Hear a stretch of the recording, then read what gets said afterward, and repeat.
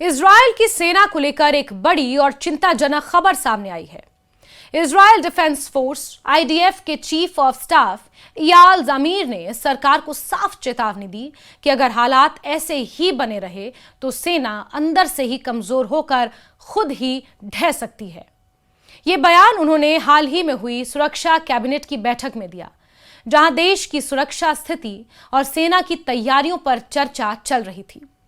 Reports के मुताबिक ज़मीर ने बैठक के दौरान कहा कि वो सरकार के सामने 10 बड़े खतरे के संकेत रख रहे हैं। उनका कहना था कि सेना पर इस समय बहुत ज्यादा दबाव है और मौजूदा संसाधनों के साथ लंबे समय तक काम करना मुश्किल होता जा रहा है। उन्होंने जोर देकर कहा कि सेना को तुरंत नए कानूनों की जरूरत है, जैसे कि अनिवार्य सैन्य भर्ती यानी कि कॉन्स्क्रिप्शन, रिजर्व ड्यूटी को लेकर स्पष्ट नियम और सैनिकों की सेवा अवधि बढ़ाने का प्रावधान। ज़मीर ने कहा और उन्होंने एक तरह से चेतावनी दी कि अगर जल्द ही कदम नहीं उठाए गए तो इजरायली डिफेंस फोर्स यानी आईडीएफ अपनी नियमित जिम्मेदारियों को भी ठीक से नहीं निभा पाएगी। उन्होंने कहा कि रिजर्व फोर्स, जो किसी भी देश की सेना का अहम हिस्सा होती है, वो भी ज्यादा दबाव नहीं झेल पाएगी और धीरे धीरे कमजोर पड़ सकती है। ये पहली बार नहीं है जब इयाल ज़मीर ने ऐसी चिंता जाहिर की हो।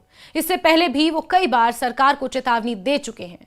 जनवरी में उन्होंने इजरायल के प्रधानमंत्री बेंजामिन नेतन्याहू और अन्य वरिष्ठ अधिकारियों को एक पत्र लिखा था। उस पत्र में उन्होंने साफ कहा था कि सैनिकों की कमी आने वाले समय में सेना की तैयारियों को गंभीर नुकसान पहुंचा सकती है। दरअसल ये संकट इजरायल में अचानक नहीं आया। इसकी जड़ें 7 अक्टूबर 2023 को हुए उस बड़े सैन्य हमले से जुड़ी हैं, जब हमास के नेतृत्व में इजरायल पर हमला किया गया था। इस हमले के बाद इजरायल लगातार युद्ध जैसी स्थिति में ही है, खासकर गाजा पट्टी में। लंबे समय तक चल रहे इस संघर्ष ने सेना पर भारी दबाव डाल दिया है। लगातार ऑपरेशन, सीमाओं पर तैनाती और सुरक्षा चुनौतियों के चलते सेना को ज्यादा सैनिकों की जरूरत पड़ रही है। इजरायली सेना पहले ही संसद को बता चुकी है कि उसे करीब 12,000 अतिरिक्त सैनिकों की जरूरत है।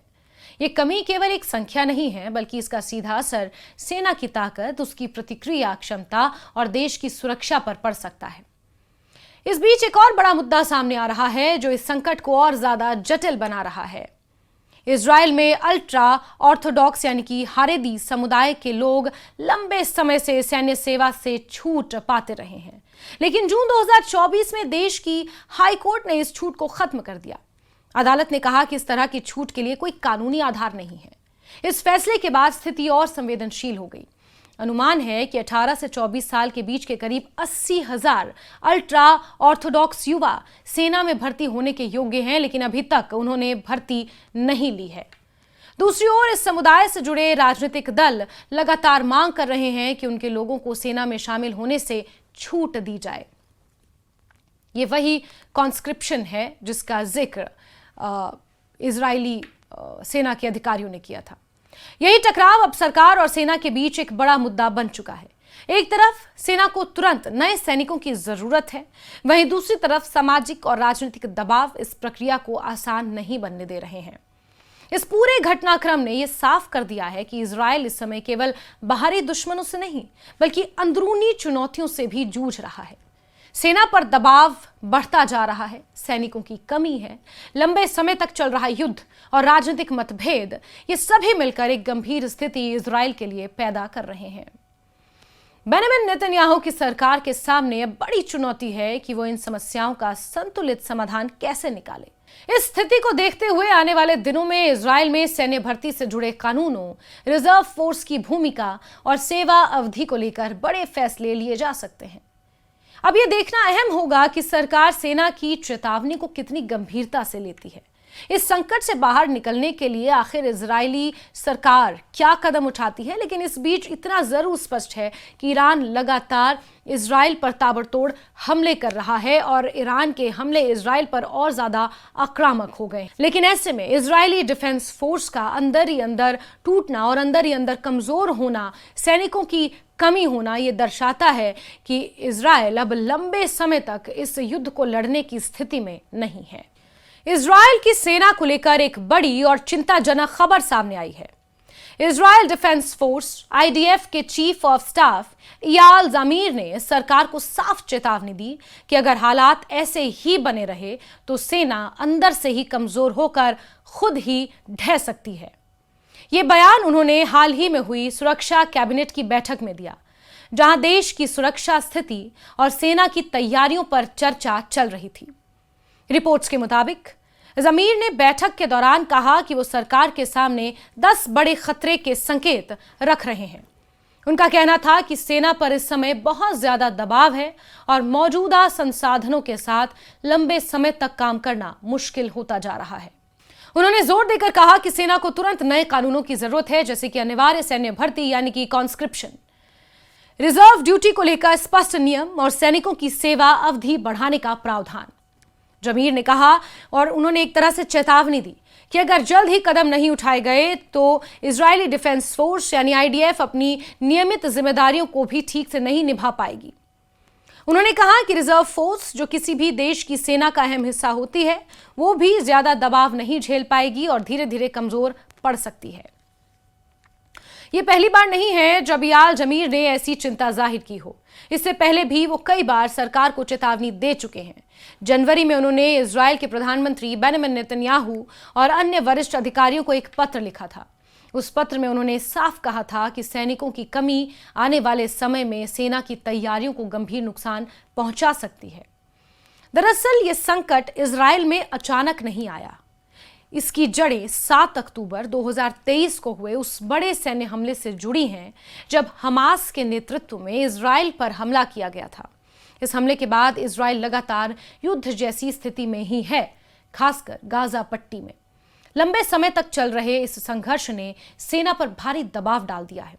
लगातार ऑपरेशन, सीमाओं पर तैनाती और सुरक्षा चुनौतियों के चलते सेना को ज्यादा सैनिकों की जरूरत पड़ रही है। इजरायली सेना पहले ही संसद को बता चुकी है कि उसे करीब 12,000 अतिरिक्त सैनिकों की जरूरत है। ये कमी केवल एक संख्या नहीं है, बल्कि इसका सीधा असर सेना की ताकत, उसकी प्रतिक्रिया क्षमता और देश की सुरक्षा पर पड़ सकता है। इस बीच एक और बड़ा मुद्दा सामने आ रहा है जो इस संकट को और ज्यादा जटिल बना रहा है। इजराइल में अल्ट्रा ऑर्थोडॉक्स यानी कि हारेदी समुदाय के लोग लंबे समय से सैन्य सेवा से छूट पाते रहे हैं, लेकिन जून 2024 में देश की हाई कोर्ट ने इस छूट को खत्म कर दिया। अदालत ने कहा कि इस तरह की छूट के लिए कोई कानूनी आधार नहीं है। इस फैसले के बाद स्थिति और संवेदनशील हो गई। अनुमान है कि 18 से 24 साल के बीच के करीब 80,000 अल्ट्रा ऑर्थोडॉक्स युवा सेना में भर्ती होने के योग्य हैं, लेकिन अभी तक उन्होंने भर्ती नहीं ली है। दूसरी ओर इस समुदाय से जुड़े राजनीतिक दल लगातार मांग कर रहे हैं कि उनके लोगों को सेना में शामिल होने से छूट दी जाए। ये वही कॉन्स्क्रिप्शन है जिसका जिक्र इजरायली सेना के अधिकारियों ने किया था। यही टकराव अब सरकार और सेना के बीच एक बड़ा मुद्दा बन चुका है। एक तरफ सेना को तुरंत नए सैनिकों की जरूरत है, वहीं दूसरी तरफ सामाजिक और राजनीतिक दबाव इस प्रक्रिया को आसान नहीं बनने दे रहे हैं। इस पूरे घटनाक्रम ने यह साफ कर दिया है कि इजराइल इस समय केवल बाहरी दुश्मनों से नहीं, बल्कि अंदरूनी चुनौतियों से भी जूझ रहा है। सेना पर दबाव बढ़ता जा रहा है, सैनिकों की कमी है, लंबे समय तक चल रहा युद्ध और राजनीतिक मतभेद, ये सभी मिलकर एक गंभीर स्थिति इजराइल के लिए पैदा कर रहे हैं। बेंजामिन नेतन्याहू की सरकार के सामने अब बड़ी चुनौती है कि वो इन समस्याओं का संतुलित समाधान कैसे निकाले। इस स्थिति को देखते हुए आने वाले दिनों में इजराइल में सैन्य भर्ती से जुड़े कानूनों, रिजर्व फोर्स की भूमिका और सेवा अवधि को लेकर बड़े फैसले लिए जा सकते हैं। अब यह देखना अहम होगा कि सरकार सेना की चेतावनी को कितनी गंभीरता से लेती है। इस संकट से बाहर निकलने के लिए आखिर इजरायली सरकार क्या कदम उठाती है, लेकिन इस बीच इतना जरूर स्पष्ट है कि ईरान लगातार इजराइल पर ताबड़तोड़ हमले कर रहा है और ईरान के हमले इजराइल पर और ज्यादा आक्रामक हो गए। लेकिन ऐसे में इजरायली डिफेंस फोर्स का अंदर ही अंदर टूटना और अंदर ही अंदर कमजोर होना, सैनिकों की कमी होना, ये दर्शाता है कि इजराइल अब लंबे समय तक इस युद्ध को लड़ने की स्थिति में नहीं है।